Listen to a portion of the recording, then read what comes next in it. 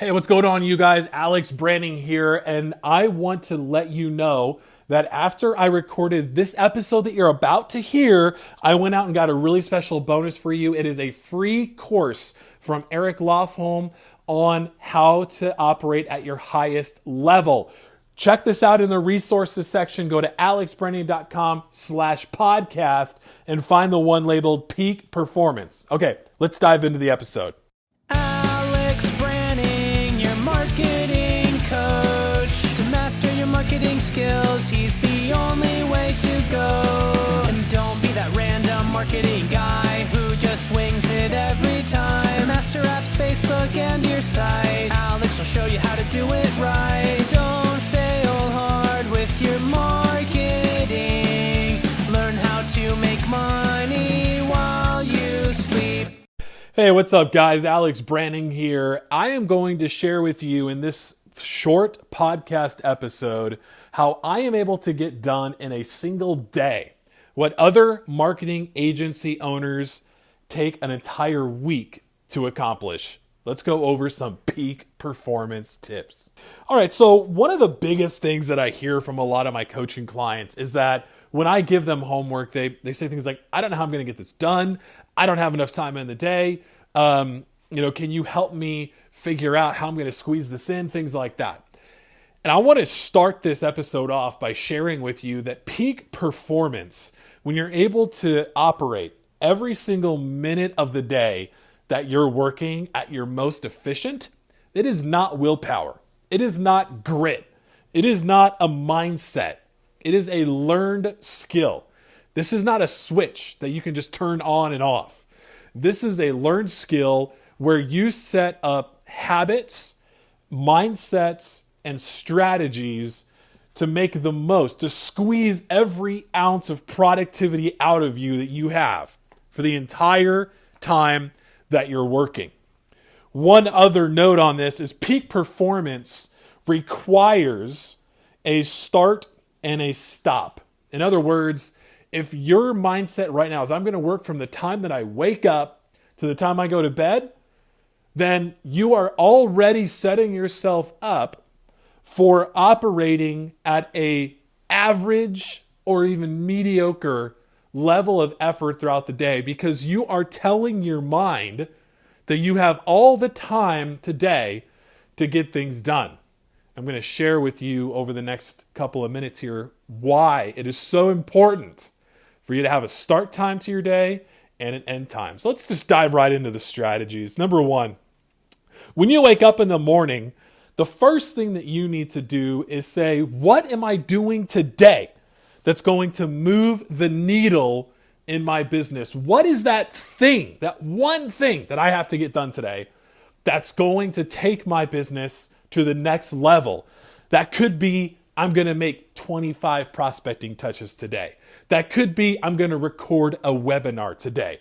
That could be, I'm going to reach out to 5 of my power partners and just let them know that I'm thinking about them, or I'm letting them know, hey, I'm here to support you. What is that one thing that moves the needle? Because here's what happens. When you wake up, you get started on your day, the first thing that we tend to fall back on is getting grunt work tasks done. There's nothing wrong with those things, but that is not going to move the needle. And then when you start to dive in to those tasks that are familiar to us, and we feel good because we're checking boxes, we're marking messages read, we're replying to emails, we're getting on Facebook and doing our social media marketing.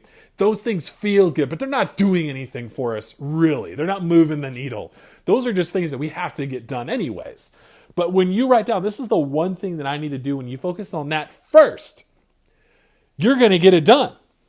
You're going to get that done because you have the other things that your business requires waiting for you once you get that thing done. So there's that pressure of like, all right, I got to finish this or else I'm not going to be able to get to the things that I have to do to just operate my business. So what is going to move the needle? Second, schedule out your time. I talk to way too many entrepreneurs that just they don't operate on a schedule, right? They're operating based on like when they wake up, they're kind of going by, okay, I know I have to get a couple tasks done here, or I know that I need to, call this person today at some point. They have to-dos, which is great, but they don't have a schedule. Here's the problem with that. Again, when it comes to peak performance, you have to outline your day with a start time and a stop time so that you have clearly defined boundaries of when you will be getting things done. So, it is absolutely vital for you to schedule out your time. Now, you don't have to schedule it by the minute.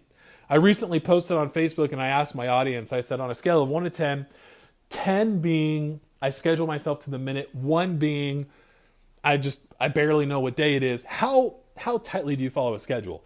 Most of my audience paid themselves at a 1 or 2, which is just crazy, right? A couple of them said 5 or 6, and a small handful said 10.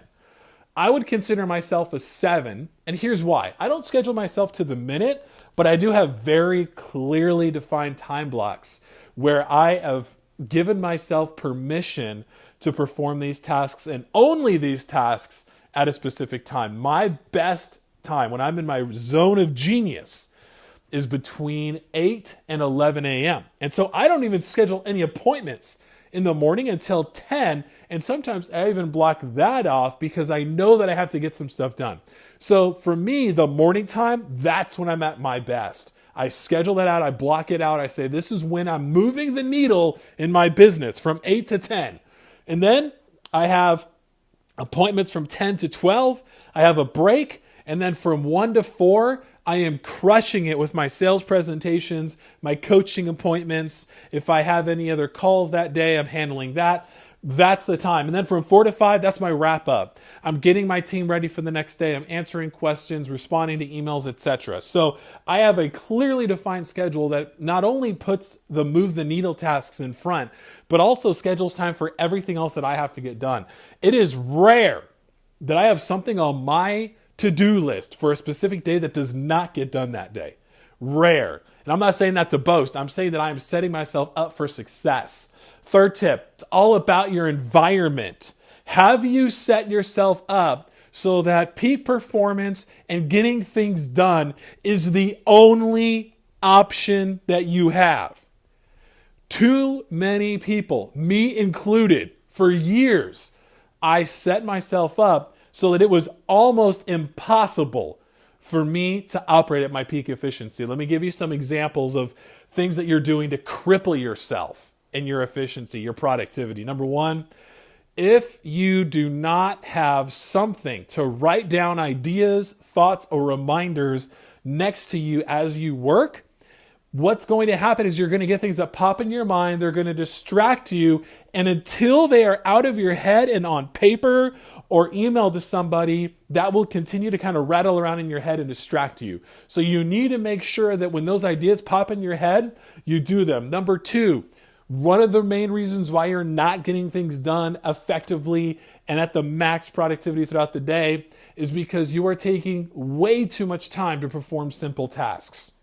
So what I started to do to get myself in the habit of just kind of rushing through that grunt work is I started setting up a countdown timer so that I had a very clearly defined time limit for me to do things like respond to emails or get my guys set up for what they have on the plate today. Like I don't have, I set myself up. I only got 10 minutes to give my executive assistant all the tasks for the day. That's what I do. I set myself up a very strict time limit. You know what I'm doing during that 10 minutes? I'm just like crushing it. I'm running through the to-dos. I'm shooting quick videos with explanations. There is no wasted time there, right? So, and if you don't have that sort of thing set up where you have timelines and strict things, you're going to fail. You're setting yourself up for failure. Let's dive in to some mindset stuff here because this is really important. As you move into operating at your peak performance, you need to understand what it is that, like the why, right? And there's going to be resistance. There is mental resistance that you have to operating at your peak performance, because when you push yourself, it's kind of like you're at the gym, right? And you're grabbing weights and you're hoisting them up, you're going for those gains. What happens? Your muscles get sore, they get tired, they start screaming at you, and they're like, stop, we're done, right? They don't want to go anymore. But you have to push through to get to where you want to go with your physical fitness. And now we're talking about mental fitness and taking your mindset to the next level. You got to push through. There's going to be resistance. That is expected. Now, you need to go, okay, anybody can do anything for a short amount of time. So if you're working and you're going, okay, I got from 8 to 10 to do my move the needle task, and you start getting tired because the things that move the needle are usually the most excruciating, right? The most intensive. You're like, I just want to quit. No, anybody can do anything for a short amount of time. If you got to stand up and grab a drink of water, do it, but sit your butt back down and get the job done. And I'm not saying that because I'm being a disciplinarian. I'm telling you that because you need to do those things to get to the level that you want to be at. You have to finish that task. And once it's done, right? So just sit down and get it done. Anybody can do anything for a short amount of time. You only got 2 hours to get that task done, do it. You got to sit down and, grind out prospecting touches and get those rejections that inevitably happen when you make prospecting touches, and you don't want to do it, just do it anyway. Sit down, get it done. Anybody can do anything for a short amount of time. If you can, you should hire an assistant. And by the way, you can hire an assistant. If you say, I can't afford to hire an assistant, that's a limiting belief. You can hire someone for $5 or $10 an hour, depending on where they are working for you, and you can give them 1 hour of tasks to do per day. You can have them for 5 hours a week. And then once you realize that you have that person, they're doing those things, they're executing those tasks, the grunt work for you, and you have more time to operate in your zone of genius and actually do the revenue producing activities, guess what? You'll be able to hire them to do even more things.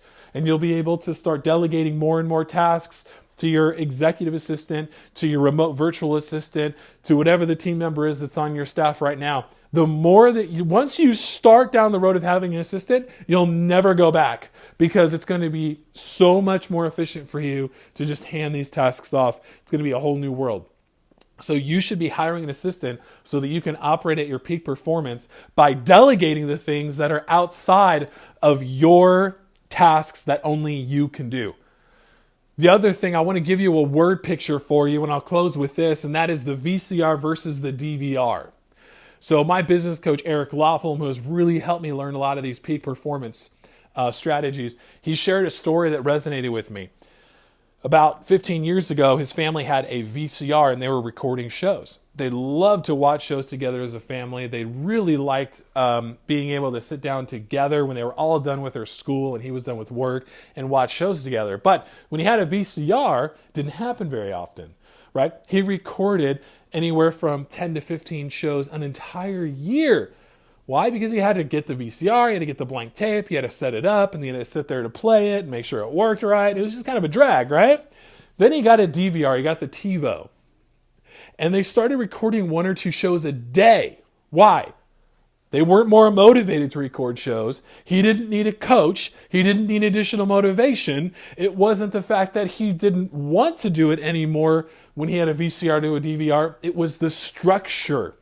It was the system that he had in place that allowed him, that gave him the opportunity to immediately, massively change the number of shows that he was recording.